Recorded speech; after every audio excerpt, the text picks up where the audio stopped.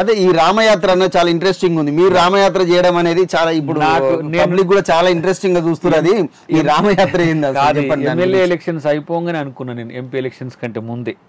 ఎందుకంటే మన దగ్గర త్యాగరాముడు, కళ్యాణరాముడు మన దగ్గర, ఇక్కడి నుంచే సీతాదేవిని భద్రాద్రి రాముడే లంకకు వెళ్ళి చేసిన యుద్ధం చరిత్ర కదా.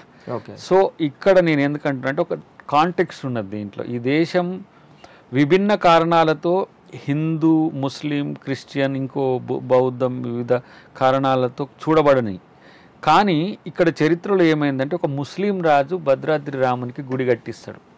మొదట వ్యతిరేకిస్తాడు, భక్త రామదాసును బందీ చేస్తాడు, ఇదే గోల్కొండలో తనను కారాగారంలో ఉంచుతాడు. కానీ రాముడు కలలో వచ్చి నా రామదాసుని ఇట్లా తిప్పలు పెడుతున్నావు అని చెప్పగానే ఆయన రియలైజ్ అయిపోయి ఆయనే గుడిని కట్టిస్తాడు. ప్రతి సీతారామ కళ్యాణానికి ఆయన అక్కడ ముత్యాల పంపించే ఒక కల్చర్ని ఈ రాష్ట్రంలో పెట్టిండు.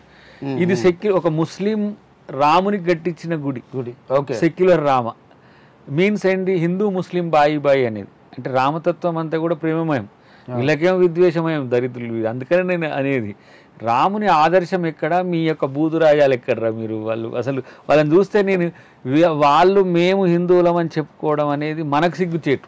అట్లాంటి భాషలు వాడతారు, వాళ్ళు చేసే ప్రయోగాలు, అబద్ధాలు ఆడతారు.